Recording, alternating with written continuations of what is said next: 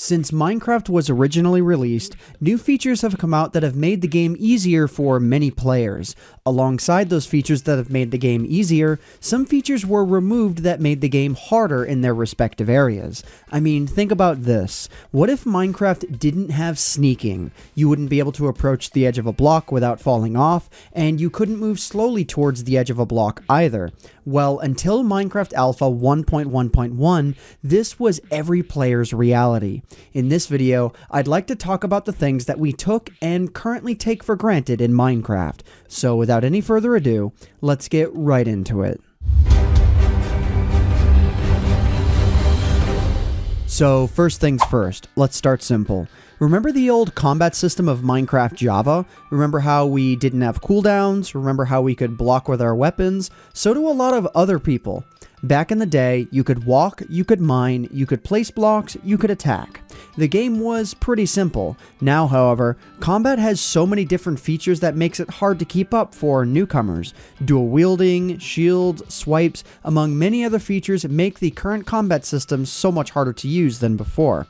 Heck, you used to be able to shoot arrows extremely fast without the need to even draw your bowstring back. While changes like the bow and arrow are now pretty much accepted amongst players, I think it's safe to say that the remaining Minecraft Java combat mechanics remain quite controversial to this very day. So next up on our list is food. Nowadays, players can stack up to 64 items of food in their inventory in one single slot. Back in the day, however, that just wasn't the case. Each different piece of food would take up one spot in a player's inventory, meaning if you wanted to carry around 6 pieces of meat, you would need to have 6 empty slots in your inventory. At the time, the only way to get food to stack was to either have access to a mod that allowed for that, or if you had access to an inventory editor, or you'd have to carry around stacks of mushrooms for mushroom stew to craft later on. In the alpha and beta era of Minecraft, you really had to be careful about how much damage you took on a single expedition. Another thing that modern players have definitely taken for granted is their ability to run in the game. Sprinting wasn't added into Minecraft until September of 2011 alongside the Beta 1.8 update. For players who played before that point, they had to get by only walking from place to place. Being chased by a skeleton, well, you couldn't run.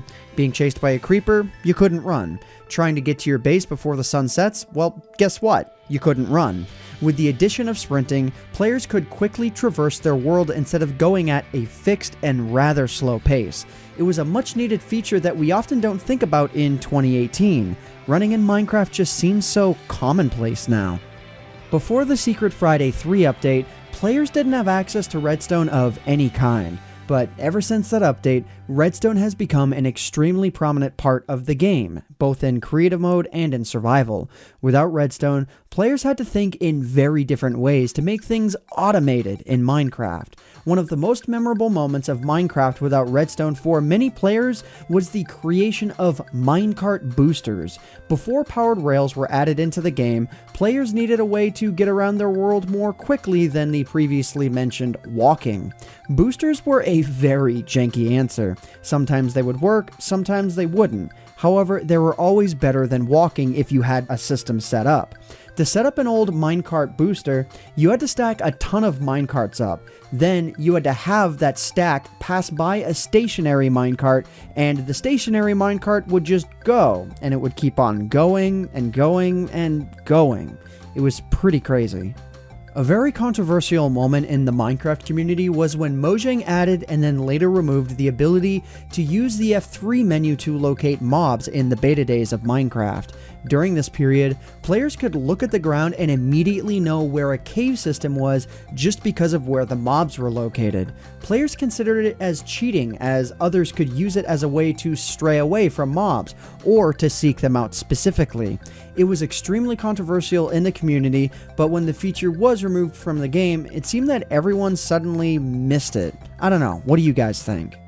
And last but certainly not least, Players definitely take command blocks for granted. Back in the day, it was nearly impossible to do anything to manipulate a map or its entities. Now, with the use of command blocks, redstone, among many other things, it's never been easier. The possibilities that lie within the command block are seemingly endless. Players' creativity has been at an all-time high with this block, but back before it was added, players had to get extremely creative if their project was considered ambitious. Now, it's actually possible through command blocks alone to recreate an entire Game Boy game within Minecraft and to have it actually be playable. Yeah, if you're interested in that, since this video is now pretty much done, check out that video linked above. So, can you think of ways that Minecraft used to be harder? Is there anything that we're taking for granted that I didn't list? Should the game be harder than it is now, or easier? Let me know in the comment section down below. But other than that, that just about does it for me for now. If you guys enjoyed this video, please consider leaving a like on it, because it would really help out myself and Michael McChill, who co-wrote and edited this video, the channel, and the video quite a lot. But anyways guys, I hope you all enjoyed. My name is AntVenom, and I bid you all farewell. Thanks so much for watching.